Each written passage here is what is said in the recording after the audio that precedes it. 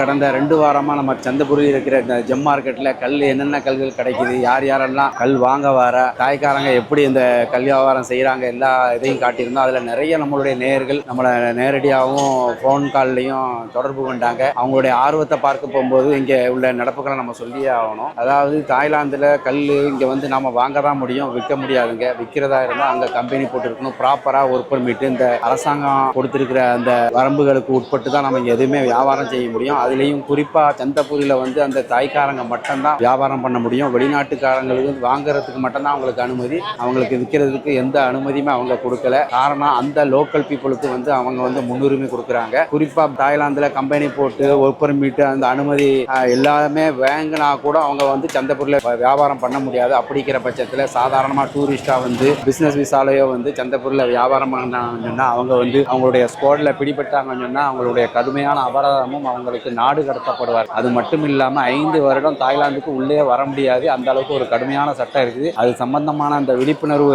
போர்டுகள் எல்லாமே அங்கே சந்தபுரியில் நம்ம ஆங்காங்கே பார்க்கலாம். அதனால இந்த காணொலியை பார்க்குறவங்க தயவு செய்து வியாபாரம் பண்ணும் எண்ணத்தில் யாரும் முயற்சி செய்கிறாங்க. அதில் தெரிஞ்சோ தெரியாமலோ நிறைய பேர் வியாபாரம் பண்ணுறாங்க. அவங்க வந்து இந்த இங்கே உள்ள போலீஸ் அதிகாரிகள் வந்து அவங்க கண்காணிப்பு உடையில் இருப்பாங்க. ஸ்குவாடில் இருக்கும்போது பிடிபட்டாங்கன்னு சொன்னால் உடனடியாக அவங்க வந்து நாடு கடத்தப்படுவாங்க. அது மட்டும் இல்லாமல் கோர்ட்டு கேஸுண்டு கிட்டத்தட்ட 1 மாதத்திலிருந்து 2 மாதம் நம்மளை வந்து அலைய விடுவாங்க. இது என்னடா போகிற போக்கில் ஒரு பேசிட்டு போகிறான்னு நினைக்க வேணாம். இவ்வளவு காணொலியாக போட்டவங்க இந்த சம்மந்தமாக சொல்லலேன்னு நாளைக்கு வருத்தப்படக்கூடாதுங்கிற ஒரு நல்ல எண்ணத்தில் நம்ம சொல்கிறோம். உதாரணம் சொல்ல போனால் என்னுடைய நண்பர் கிட்டத்தட்ட 15 வருஷம் கம்பெனி போட்டு ப்ராப்பராக ஒர்க் பர்மிட் எல்லாமே வச்சிருந்த அவர் கோவிட்டோட கம்பெனி க்ளோஸ் பண்ணிட்டு வெளிநாட்டுக்கு போயிட்டாரு. திரும்ப வந்து மார்க்கெட்டை ஸ்டடி பண்ணுறதுக்காக வந்து சந்தபுரியில் தன் நண்பரோட கன்சைன்மெண்ட்டில் கல் எடுத்துட்டு வந்ததை கையில் வச்சுட்டு இருந்ததே அந்த அதிகாரிகள் வந்து அவரை பிடித்து எந்த ஒரு கேள்வி கணக்கும் இல்லாமல் அவரை கோர்ட்டு கேஸுன்னு அலைய விட்டு கிட்டத்தட்ட இந்தியா ரூபாய்க்கு 2 லட்சத்திலிருந்து 3 லட்சம் ரூபாய் செலவு பண்ணி அவர் திரும்ப 5 வருடத்துக்கு வர முடியாத அளவுக்கு தடை பண்ணாங்க. அது போல தான் இது உண்மைங்க,